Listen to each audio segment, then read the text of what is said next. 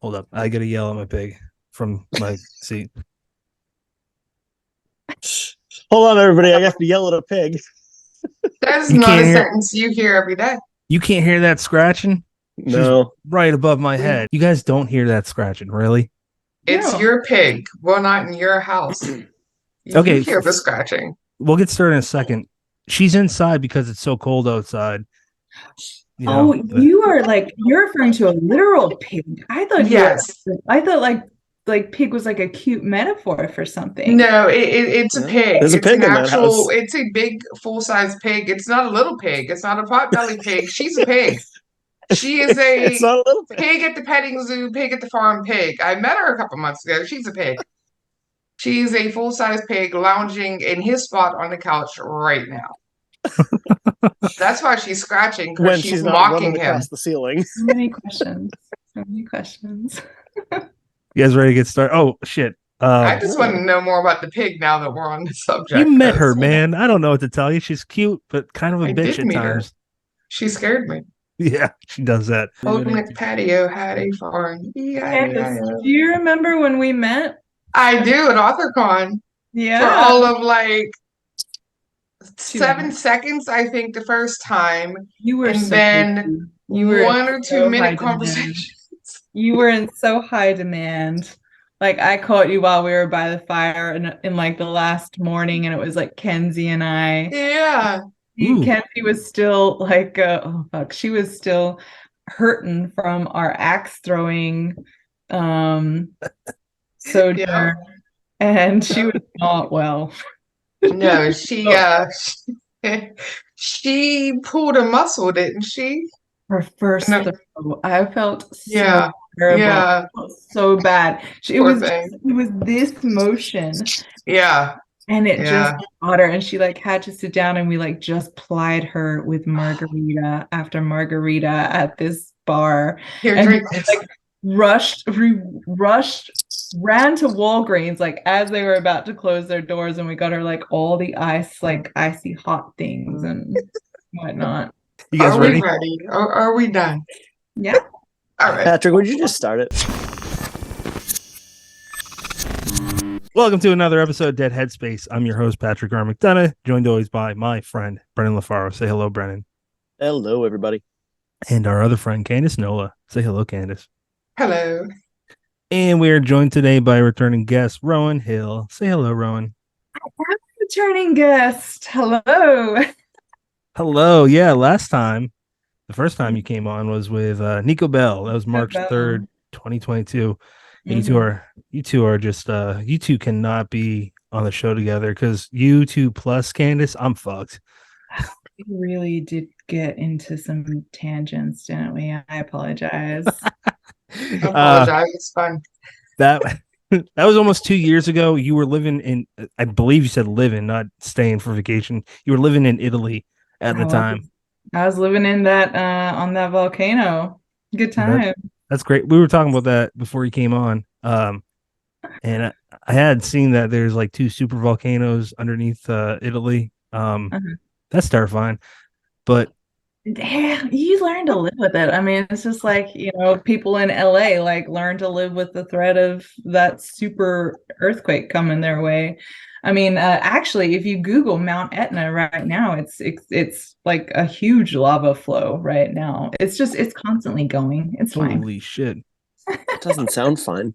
It is the most active volcano in Europe, but it's not like explosion. It's like constantly trickling out. So it's fine. They're used to it. So what have you I been moved up to? away, so I don't care anymore. Yeah. We'll take your word for it that it's fine. To me, it doesn't sound fine. I have lived on a lot of volcanoes, surprisingly. I have lived on like 3. Holy shit. That's one is objectively too many. Well, you know what? It's the Pacific Ring. It's like all, if you're anywhere on the Pacific Ring, you're going to be near a volcano. Mm-hmm. What have you been up to in that time? I moved to America, so that was interesting. It's actually my first time living in America as an adult. Like like not just visiting for like 3 months, visiting my family in Arkansas. It's like I am American now. So I was born and I grew up in San Diego for a while. And then I moved as a teenager over to Australia. And then I lived there. And I like Australians never really stay in Australia, if that makes sense. Australians know what I'm talking about. And then I eventually made the move over to Japan. And then I met my husband and we lived in Hawaii for a while. And then I moved to Thailand, to Bangkok for a while. I worked for UNESCO, which is the United Nations education sector. And then it was Japan, and then Italy, and now America. Wow. It's a lot of travel, I'll be honest. It's not as great as it sounds. I only knew one other writer when I was still living in Massachusetts connected to the UN. I forget what she did, but she something to do with writing. Don't know what. I mean, it can either be great or it can be you can be an intern and get paid nothing. Brennan. I'm glad we got into really quickly all of the places you have lived, visited, etc. Because I got to thinking, when I was reading Foxfire, I'm not sure I've read two things by you that take place in the same location. And I wonder how you approach that with your writing, where it almost has like this international flair where setting just becomes almost super important because you vary it up so much. Yeah, that's really good. I do recognize this in myself that I mean, we talked about this before, is that it's the whole purpose, like one of the crutches of writing is to write something unique, right? And I guess I mean I don't want to say that's my shtick, but that's like something that I can use. And I get bored easily. Just I mean two novels set in Finland, like I mean let's change it up. And then yeah, so I do not do a lot of same place settings. But and the other thing is I also find that um the biggest character in any of my stories is the place, which is why choosing them has to be so important. And there's almost sometimes a gothic feel to my novels, is because setting, I put so much emphasis on setting.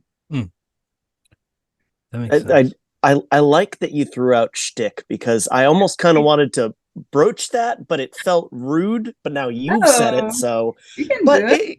no, I do wonder if when you go to write something, how much of it is I need to do something new, and this unique idea, it can operate so much better in this place versus this place, versus almost kind of like a responsibility, like people who want a Rowan Hill story, they've read one in Finland now. I haven't done that. I haven't. No, I haven't. I haven't caught that that bug yet. Responsibility, like my brand. I think you're probably referring to.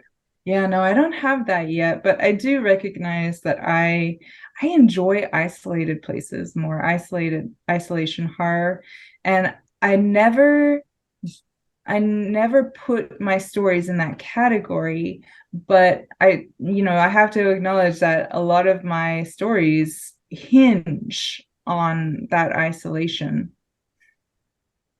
Yeah. Do you know why that is, or it's just something that holds the most appeal? Question. I mean, I would say that I mean, before I got caught and I settled down, I was actually a very big outdoors woman. Like I hiked, Nepal. I've done Mount Fuji. I've taken off for a lot, like weeks at a time and off grid, and road trip around Europe, and found myself in Slovakian forests at stupid times. And So I'd probably say that history is probably a big influence of what I find scary. Because I mean, some of the most Sounds scariest things I've ever like truly experienced, like personal experience, have been when there's no one else around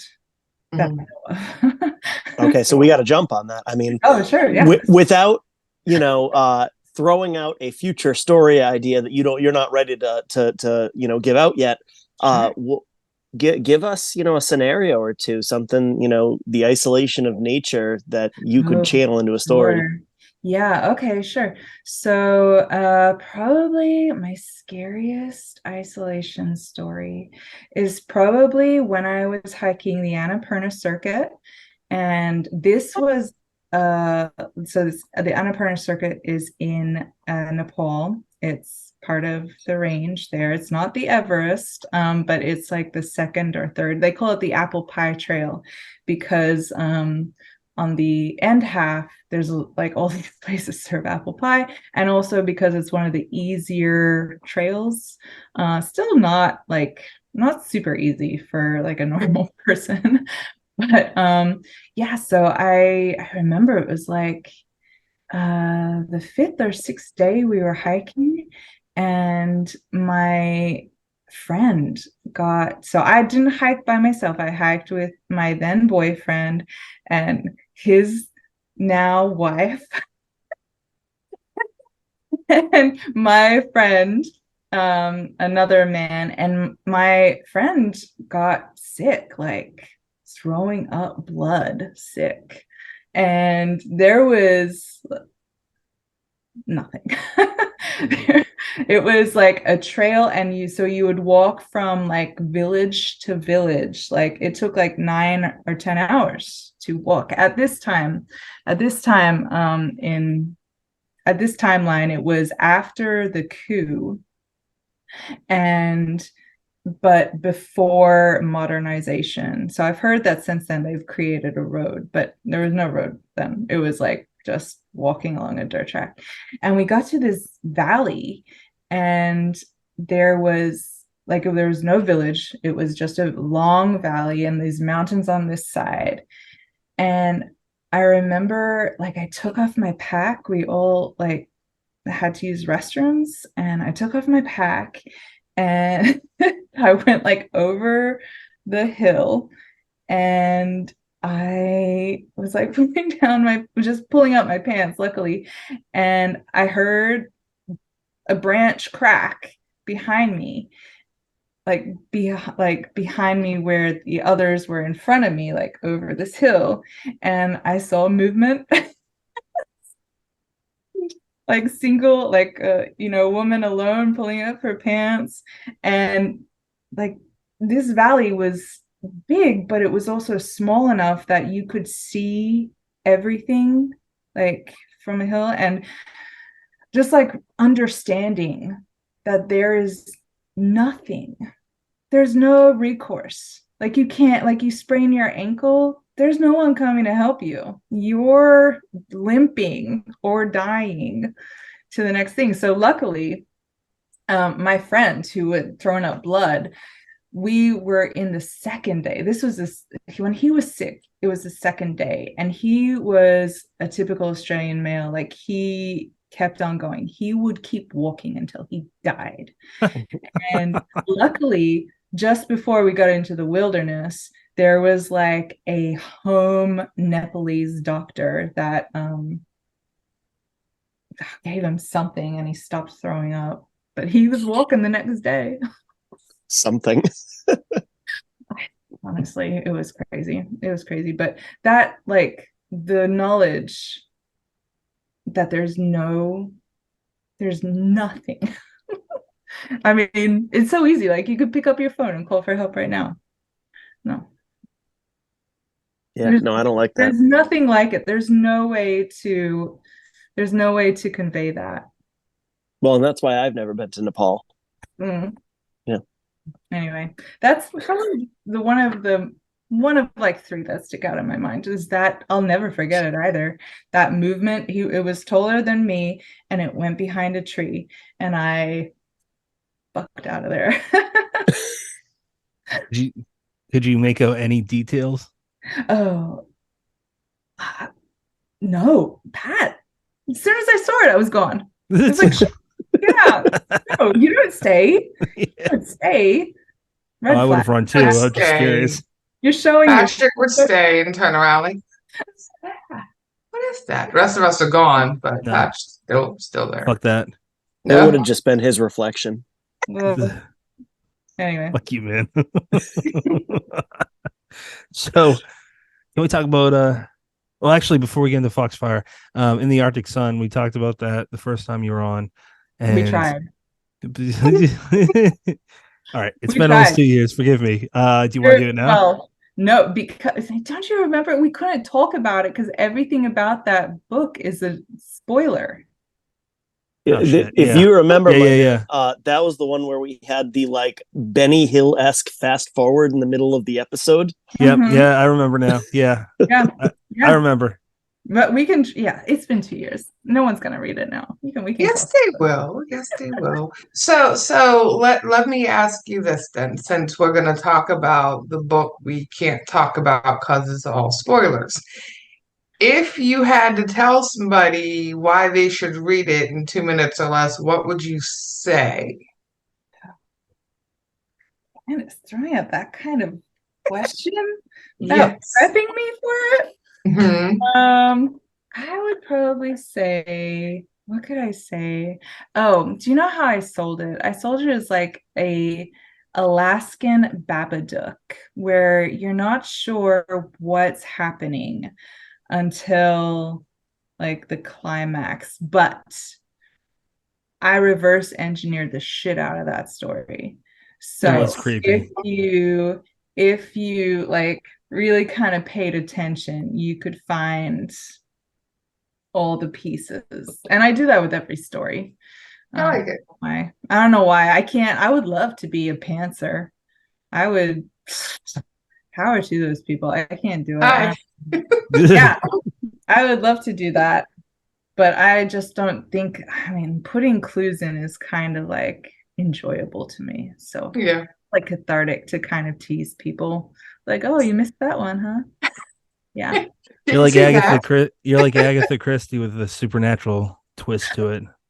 That's so funny. Did I tell you about that, Pat? Did I No. mention I've read your stuff, and I like Agatha Christie. So. That's how I sold Foxfire. I sold Oh shit, Foxfire as Agatha Christie times Quentin Tarantino. that Like, kind of makes sense. Yeah, you yeah, definitely get yeah. moments of Yeah. pretty visceral gore. If you guys want to talk about Foxfire now, can't we like I mean, since we're moving on to that, and that is the newest one we're here to talk about. So, same question, Rowan. I was gonna You ask that. had God two damn it, minutes. Candace. I'm already speaking, Pat. Too late. Sorry, So, tear shot, my 2 minutes to pitch it without spoiling it. What do you say? Hmm. I do not like the word whodunit. I think it's old, but this is a murder. It's a murder mystery on crack, and it and it has pretty much like every element you can think of when it comes to horror.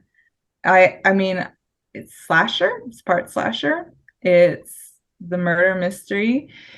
It has the love hate symptoms of possessiveness. It's got a little bit of paranormal. It's definitely got folklore. I mashed the shit out of this story.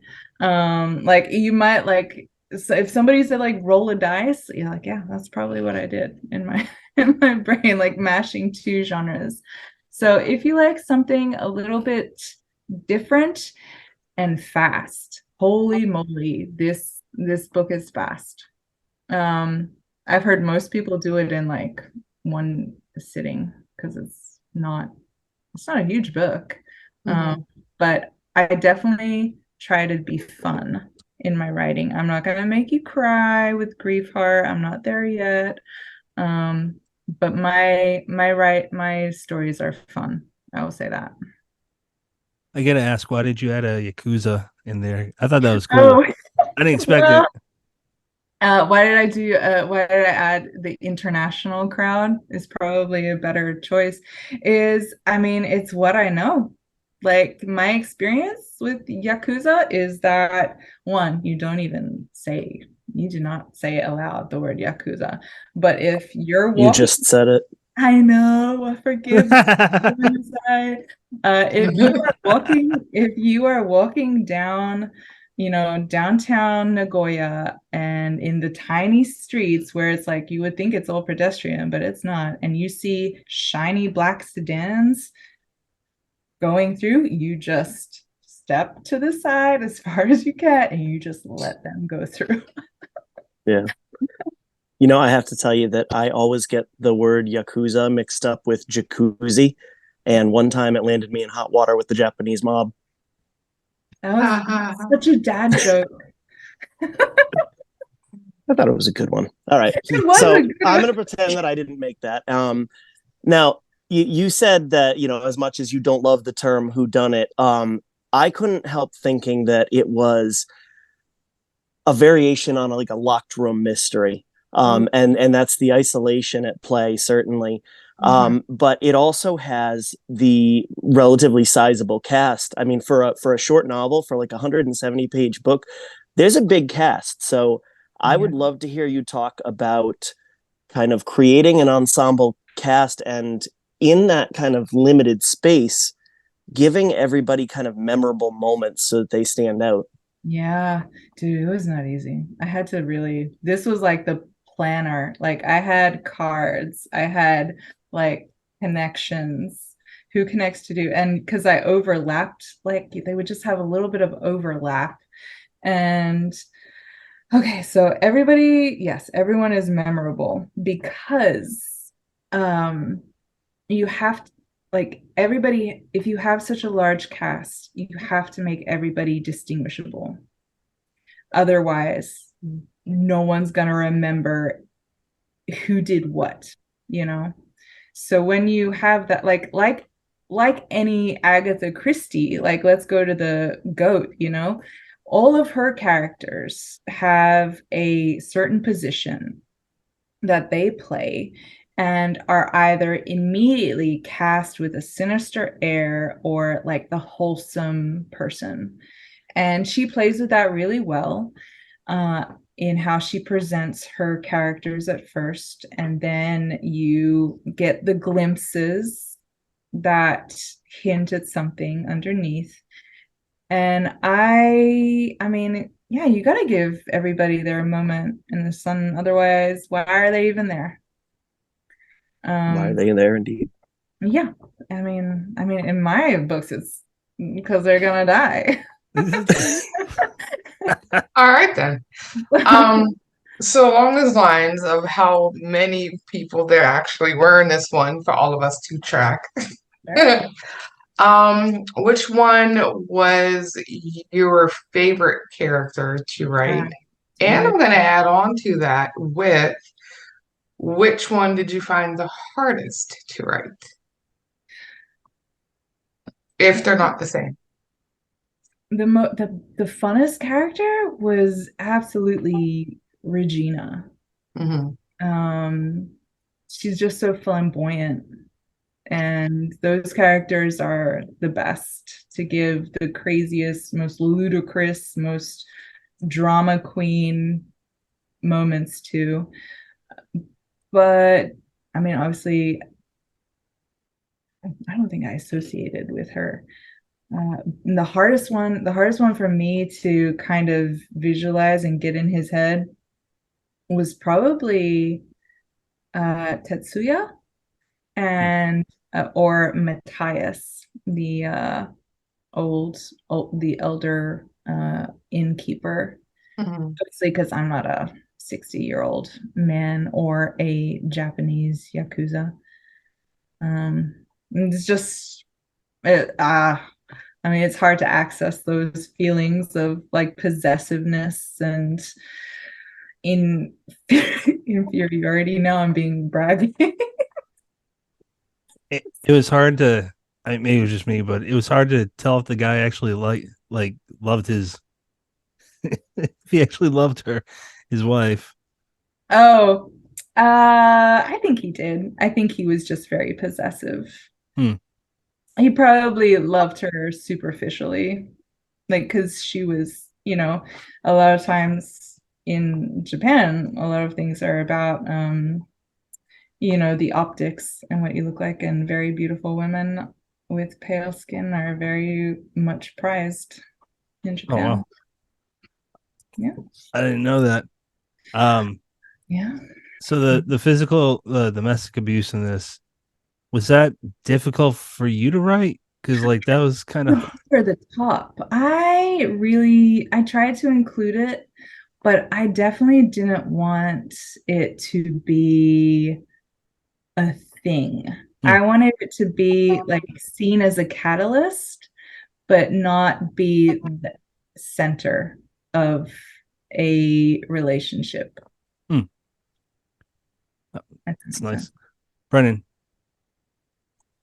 Um, I'm kind of taking us back to the location thing a little bit, but I really dug the whole thing in the acknowledgments where you talked about taking a vacation to the Arctic Circle for research purposes. So I wonder what, obviously the isolation Uh, is a key factor, but what made you think Arctic Circle, Northern Finland? I Like, know why did it have to be there? it's because my bucket list was to see the Northern Lights. That was my bucket list. I had gone through 2 years of COVID. It was tough. I was in like the epicenter of COVID. I was in Italy. Um, it was very uh very dark times where I was like my small town was half of them were old people. hmm. And they didn't fare so well, Yeah. really. So yeah, I got to this time where I had like had a terribly long day and something had gone wrong, and my husband came home. I'm like, I'm taking a vacation. Like I said it so forcefully, but like withheld it like right now. Like I'm going 2 weeks. So yeah, I mean I was in Europe and it was right there. It was like a 6 hour flight, stop over in Prague or one of those places. I forget the Polish one. What's the Polish capital? Oh, I don't know. Kiev. No, Kiev. that's not Kiev, maybe. And yeah, and then up to Lapland. Yeah, it was very beautiful. Everything in this book is super authentic. It's almost embarrassing. Like I could probably tell you the name of this like remote hotel slash like park property I went to, and you would go there and like, oh yeah, that's exactly like Rowan described it. Like, yeah, little imagination. I love the Nothing cover too. wrong. Nothing wrong with that. No, no, no. Can we It see was it? Can't it see was it. prime. Oh, you can't see it. You're Ah, You're fuck big. it. I'll blurred. That's unblur it. it. I'll I unblur it. got it. We don't want to look at Patrick's dirty bedroom. Yeah, it's Yeah. not. It's not a bedroom. So You butthead. thank you for showing that. So that There's is a by there's a an bed. artist. It's not my bed. It's a guest bed. Yeah. So that is by I stalked. As soon as I wrote this book, I knew what I wanted for a cover. And I like typed in on Instagram, I typed in the Finnish word for Northern Lights. Hmm. And I found this Finnish artist who did all of like he did posters for the national parks. And it was such a unique style. And so I reached out to him like a year before I even sold the book. Mm. Like just like I'm putting myself on your radar that one day a publisher might contact you. And you do end up with very, very striking covers. I remember we talked about the Arctic Sun one, and So just like lucky. the blinding white and the effect that they achieved with that one, and It's then so this good. one, that the beautiful shades of like kind of bluish green. You've garnered a reputation now, and you aren't allowed to have a lame cover from here on out. So Don't throw around the word reputation. Reputation. I just threw it. Yeah, So no, I got really lucky. so take us through the I pushed process for it. of landing this book with Bayou Wolf and what it was like to Um, work with them. you know what? It wasn't easy. There was like 8 publishers that rejected it. Like, I'm gonna be totally honest. This is not for everyone because it doesn't fit in one box, right? Like I had to explain that. Like, I'm like, look, it like I can't say it's a slasher, I can't say it's folk horror, but it's all of those. It's a little bit of cosmic. And then after I got some blunt feedback from one publisher, I was like, you know what? I approached it differently and I started to look at publishers that I would actually be friends with Hmm. in real life. I don't know if that makes total sense, but I read a lot of bios and I found Beowulf, and because they were just opening up and they had published another book by a Cassandra Windwalker. I had never heard of her before, but she's very prolific. I've never um heard of her either. yeah, she has something coming up really soon. I forget. Um, but and so I reached out and I wrote this very unique query letter. And I explained my book. I'm like, look, uh, I mean, I'm writing you because, Mike lived in Japan and you and I, it sound like we have the same life and there's like so many similarities between us and it worked. So that That's was awesome. that was how I did it. Would it be that way for everybody? I have no idea. Would I do it like that again? Probably not. But I knew that I had a really great book. And it's kind of like it's that moment where you're getting frustrated that it passes through so many. And I was like, oh, I gotta change it up. So, and they were, to answer your question, Brennan, they were really good to work with. Um, I would recommend that it's a married couple, Elizabeth and Mike, and they were so kind. They were like, so it was a new press, and they were surprisingly like on top of everything. Like I mean, I say so, sorry, surprisingly, I shouldn't say that, but for such new publishing, they knew everything. I mean, my book is in bookstores. It can be ordered everywhere. They had ideas about Kindle Unlimited, and yeah, they were really receptive too. I will say this, to like cover and design. And I like Mm. said, hey, I have a cover artist, and they had told me what they did in the past and it didn't really feel good with me, and I like showed them my cover artists that I wanted and their style, and they reached out and the price was good, and so yeah, they were great. I recommend them. I totally get the hesitance to throw out surprisingly, but at the same time, like we can all acknowledge that when a press is brand new, that there's a learning curve there, and there's certainly trial and error.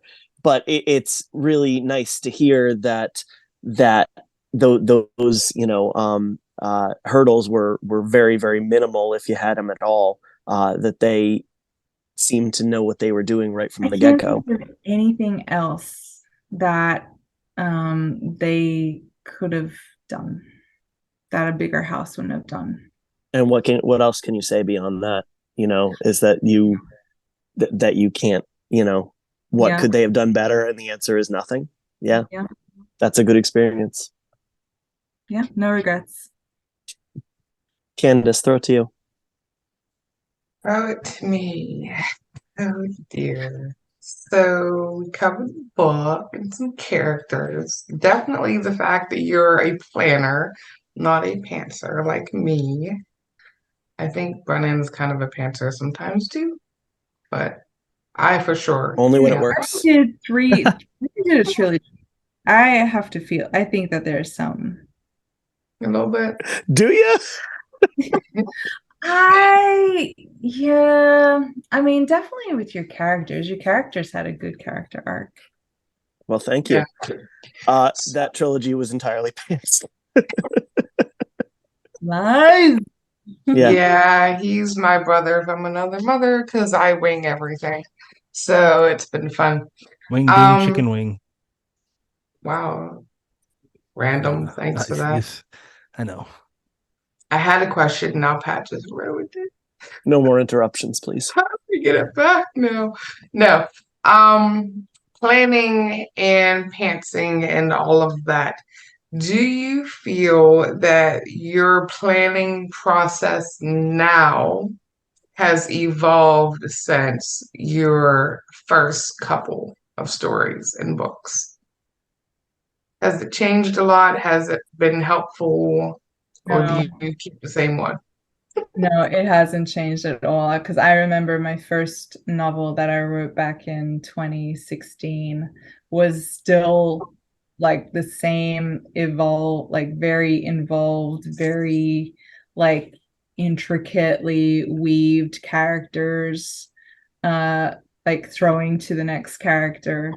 Yeah, no, I can't pants, and planning has always been there. And I'm wondering now if that is like a character trait, like if that is something that is like you can trace back to, because I'm not a controlling person, but I definitely like to plan out my day. Like I have a plan for what I'm doing when I have a list where I cross shit off and it feels pretty goddamn good. And I'm wondering now if it's like, I mean, Candace, are you like chill, go with the flow kind of personality? Oh yeah, yeah. I'm extremely kind of go with the flow. I do plan my my schedule out now because I have to. I have zero time. But when it comes to my writing itself, yeah, no, I wing it. Okay. At the most, lately, I have started to do a very loose outline maybe of the chapters. Like I want to go from here to here to here to here. But that'll be it because in between there, however I connect chapter one to chapter two to chapter three, yeah, it's not planned. It's not, I Mhm. just wing it. It's all Yes. done. I am the exact opposite. And maybe it's also to do with my stories because I use a lot of unreliable narrators and I hide a lot of things from the reader. And Mhm. that is actually kind of hard to do Yeah. well if I do it well. It is very to like have that kind of secrets hidden within the storyline. I feel like I have to plan it. Mhm. So along that, those same notes, since we're talking about your process, ma'am, you've done novels and you've done short stories and whatnot. So, do you prefer the novelette, the novella, the short story? And does your planning process change depending on if it's a short story or if it's a novel? Do you do the extensive planning with everything or Uh, just with your longer works? short stories are easy to pants. Um, but I haven't done that much. Like, I've got one novella, I've got two trunk novels. Hopefully this one novel sells one day. And then Foxfire. I don't have that much. I'm still evolving. I'm a Pokemon. I'm in my stage. Nice. Me too. Me too. So, we'll see what the year holds. I am growing, and there's nothing wrong with that. Not at all. Speaking of the year, and since we're evolving in our Pokemon stage, what I'm are you turning into most looking? Snorlax, getting fatter. What did I say about interrupting? Throw something at him. Wait, it is Pat's face on the logo. Yeah. It is. And It's we not have Michelle. fun with it. It's not his That show. just means I the took it over. expectations are higher for him. So they're really low. Yeah. Candace, go ahead. I thought you were going to Wow. ask Are you done? Are you done? Anyway, Rowan, 2024 is almost here. So without the normal question of what are you working on, blah, blah, blah, let's go with what are you most looking forward to in 2024? What do you have coming up event-wise, con-wise, vacation-wise? Like what is on that list? Well, I'm gonna see you at AuthorCon. You sure? I got Kenzie and I are having a table Nice. together. Nice. At 3 or 4? Williamsburg. Okay, 3. So I'm Yeah. seeing you sooner rather than later. Nice. And then I do have I have a lot of short stories coming up. One with a popular podcast we probably all know. And I got I have Crystal Lake stuff coming out, and I enjoy every short story that comes out. I think I have 4 or 5 right now that are coming out, and they're always fun. And then I don't know what else I have coming out. Okay. So I'm gonna end with my last question for the night, I suppose. And that's gonna be, I'm gonna put you on the spot, just FYI.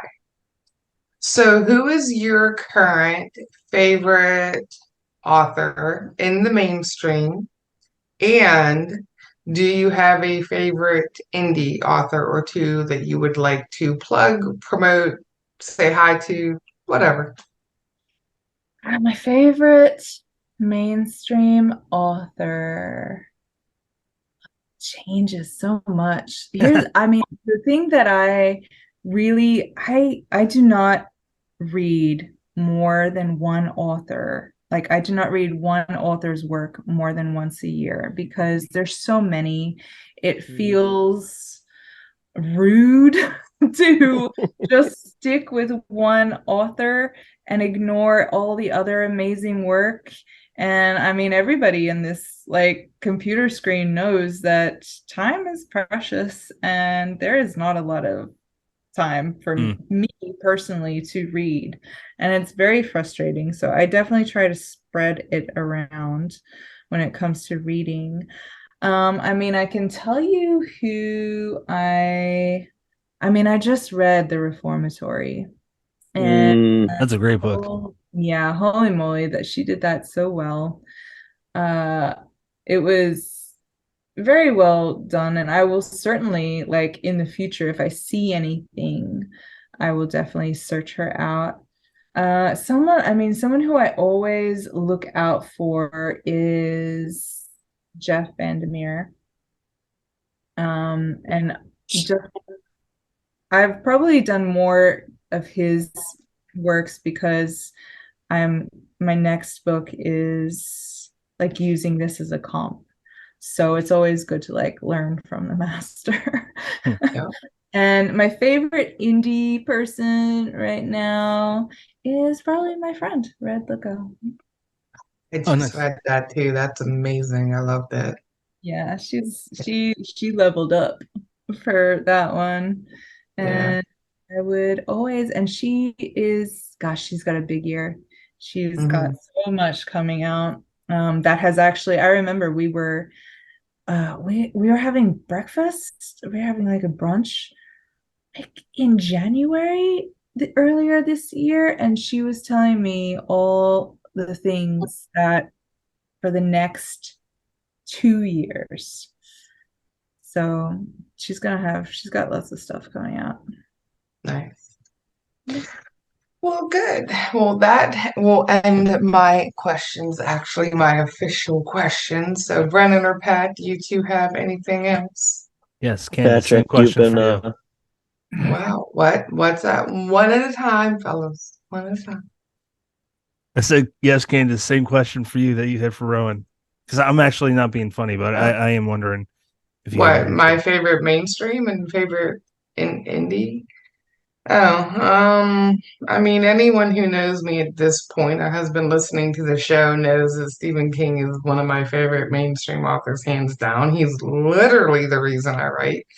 Well, one of three.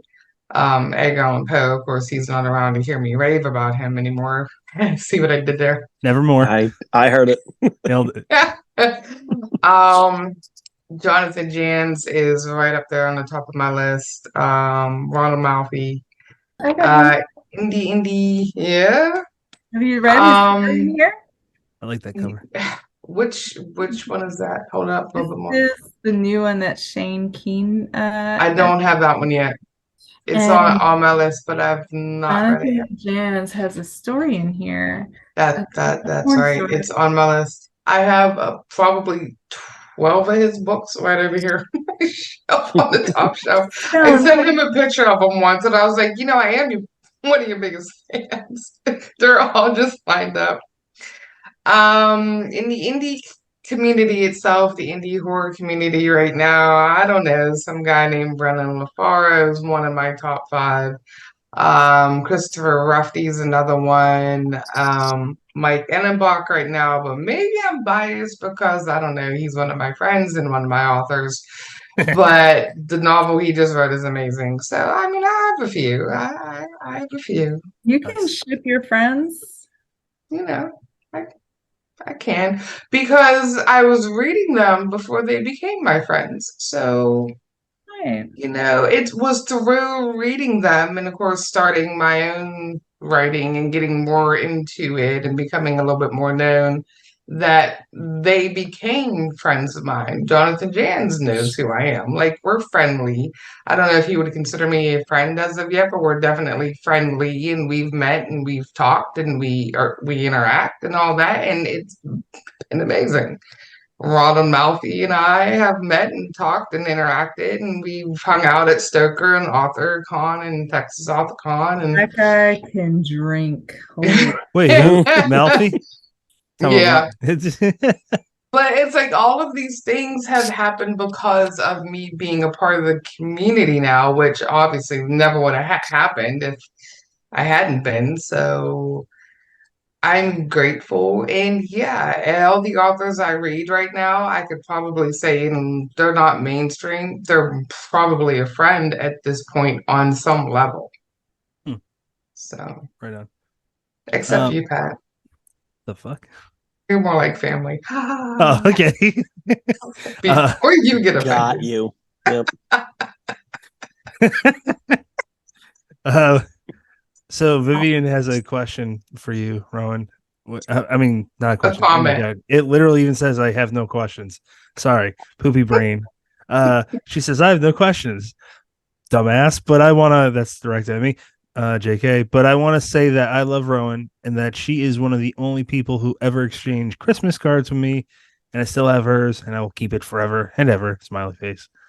Enjoy a nice gesture.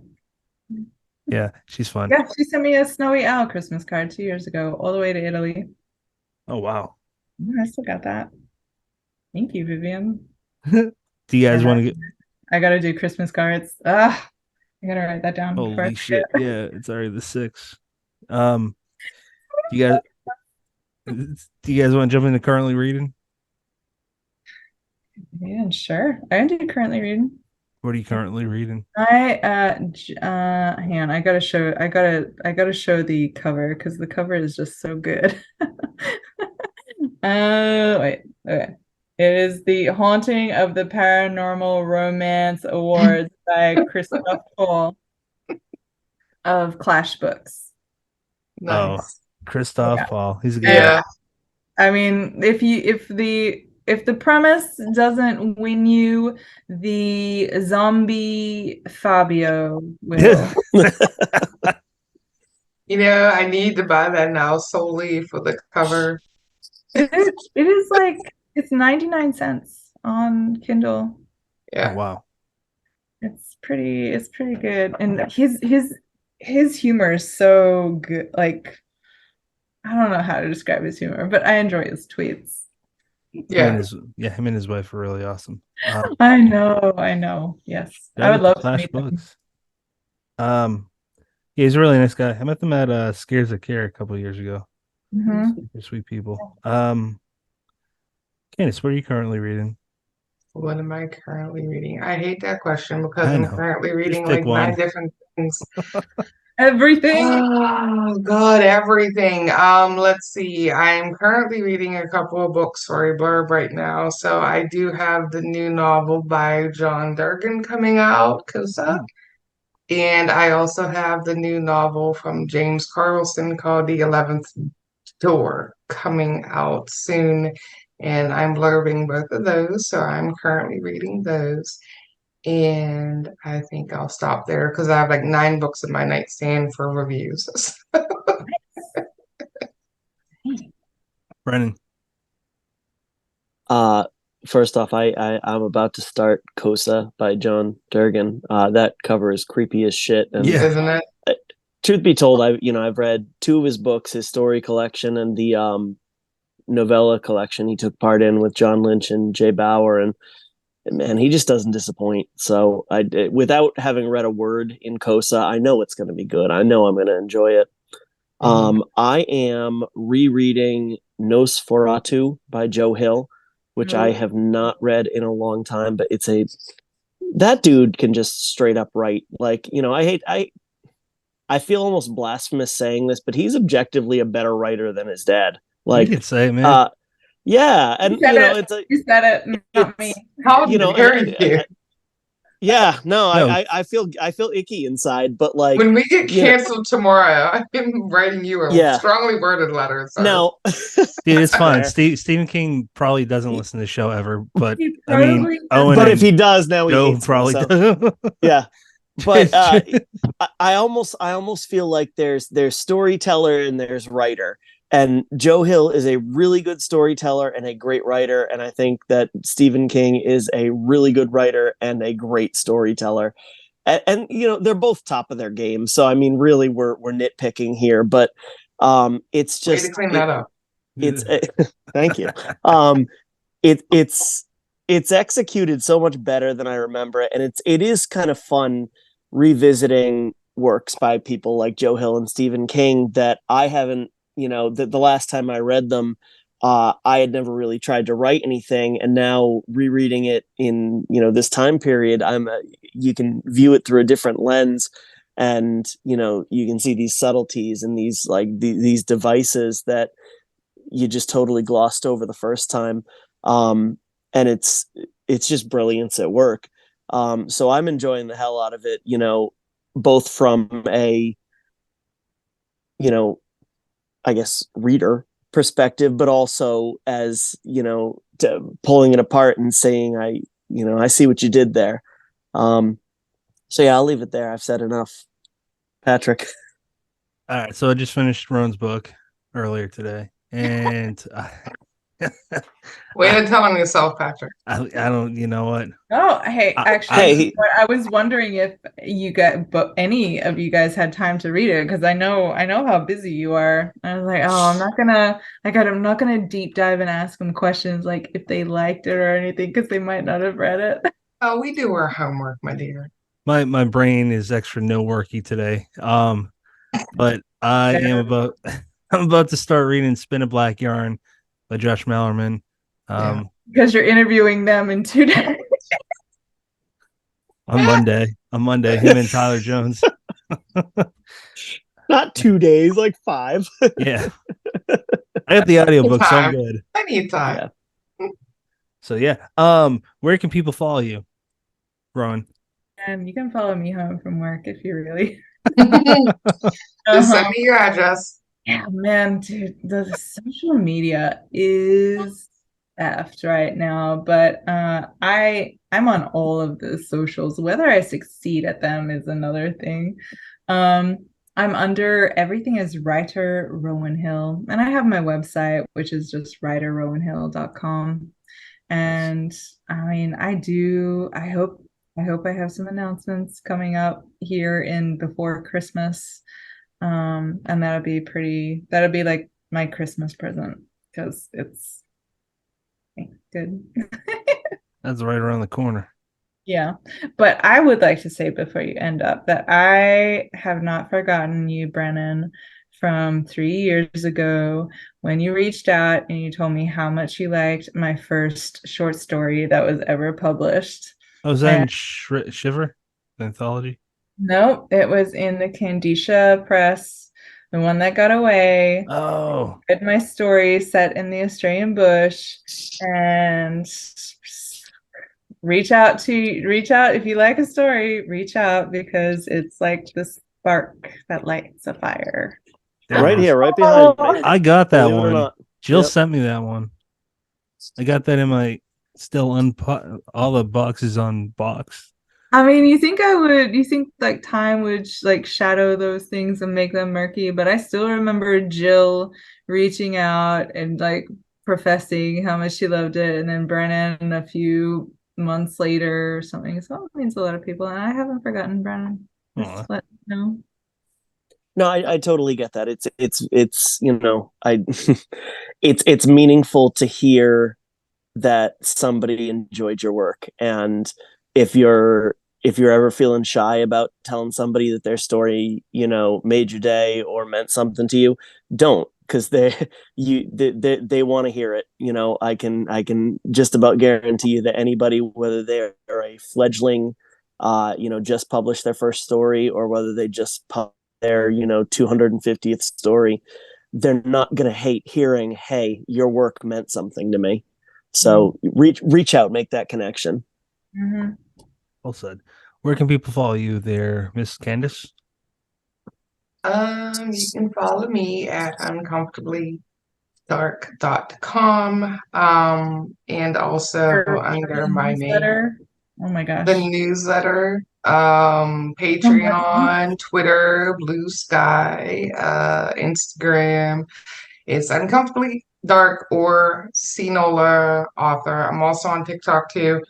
But beginning in January, you'll be able to follow me personally on my personal website because everything is being split out from my own work in the publishing house now. So you'll have me as an author and you'll have Uncomfortably Dark horror for the publishing brand. So Yeah, I don't know if we announced either it on one. the show, but yeah, Candace is a publisher now. What? Yeah, she started her own business. I don't know if we ever announced that on the show. No, it just happened. It was just like I don't think we've recorded an episode since it officially happened. So we just announced it. So I mean, I announced it about a week ago, but I've been sneaking my way up to it, as most about the last like 6 months or so. And well, I actually started last fall tentatively to see how it was going to go and if I was going to like it. And then I had to decide a bunch of things this year, but we're going to give it a shot, see how we do, see how this next year goes. But I'm excited and I feel really good about it. So yeah, you can follow the publishing label or you can publish me. Follow me either way. Publish me. Hey, you want to yeah, publish you me? can publish That her too. too. I think I mean, it because sounded like you now that said I'm publish. publishing, I'm going to need a publisher. So, weird how that works. Anyway, Brennan, where can people follow you? You can follow me on TikTok at Brennan LaFaro. wow. Is that real? love it. No, it's not. No, you're not on TikTok. Because I was going to be You can news. follow me Not on like TikTok. anywhere else. I won't Everywhere do it. else except TikTok. Yeah, I won't do it until I will. Well, you'll be doing it in January. You can follow me at That's PR not true. McDonough. You can you can follow the show at Dead Headspace. Pretty much all platforms. Rowan, final thoughts. Guys, you guys have been doing like so amazing. You've had like so many big authors. I'm just happy to be included. We're friends. Yeah, I know that I got that going for me. We're friends. I don't want to cut you off. Is there anything else? No, nothing Okay. else. Buy my book. Yes, buy Firefox. Candace. I never say it out loud. I never say buy Firefox. I never say it. Just do it. It's so hard. Buy Firefox. Buy her book. Buy her book. Buy her book. I don't know. My final thoughts. Let's see. Read horror, read indie horror, read my horror, read your horror, read her horror. Just read. We like it. Rowan, as for you, cannot wait to see you again, actually. So maybe we'll actually have Can time to I? chat Can I this like time, right? probably in like a year? Yeah, well, we're down to what, like 4 months away, technically? Five And months. change. Eight, Oh, I'll see you April. at Oh my God. Williamsburg. Yes. Yeah, you'll see me I in thought you were Williamsburg. talking. I thought you were talking about my next, like when the next thing comes No, out, and I'll be on the show seeing again. you in person. So Yes, yes, yeah, yes. I'll Sorry. see you there, and we'll have more books to chat about and talk about, and maybe actually have a conversation not about books. So What the hell would you talk about if I it's don't not know, books? man. Who Dogs, sucks more, you or wife, me, Brennan? which one of you became family first? I don't know. The thing, the conversation at last one was Ron Malfi and Tim Levin. We're getting Yeah. Gemma more drunk in the Oh bar. yeah. Oh yeah. And it was hilarious. I made Brian Keene cry at that one too on the Sunday night in the bar. Did you pinch his It was nipples? fun. But What the no, fuck? Right now. no, I did. Usually should I say? I did stuff his bra though with money and What? Well, that'll do it. Paper cuts, So During you the weren't crawl. that far off of the nipples. I mean, Yeah. no, I might have grazed one when I was stuffing the money in there, but no, I actually had a little chat with him on Sunday night and pretty much thanked him for changing my life. And he got real emotional, and it was sweet. And Gemma actually cried too. So it was just one of those moments that happened there, which is what makes the difference between that convention and so many of the other ones. That one is a family, and it's family and it's friends, and it's somewhere where you can actually have those meaningful moments with people that you connect with. And that just happened to be one of them. And AuthorCon will forever be my home, and I will always attend as long as I'm writing. So Where you can scrape a man's nipples with paper. that's one way of putting it. It is a free country. Well, that's what you said you did. Yeah. I mean, they do the bar crawl to raise money, and they like dress up in like funny costumes, and it's usually like this big, massive, oversized bra, and they're like stuffing it with money to raise money for scares. Like and every year it's someone else. Last year they had three of them. It was Brian. I think it was Brian and Joe, and then there was a mystery guest dressed as the Grim Reaper, who was also dressed in like a bikini sort of outfit with over his Grim Reaper costume, and I mean, it was everything. These are the moments I live for. So yeah. Brennan, is it your turn? I honestly don't fucking know. Yeah, it's it my is. turn. I rambled. Sorry. I would reiterate Candace's points of just read. I liked that. I thought that was a great final thought. Also Candace's point of don't make grown men cry by pinching their nipples. And you remember making that point, right? Sure. Yeah. Rowan, you would be amazed how many people, during their final thoughts, they are super generous and kind and they say thank you, and they forget to say things like, make sure you buy Foxfire, which is available where all good books are sold, in brick and mortar bookstores, at Amazon, all now.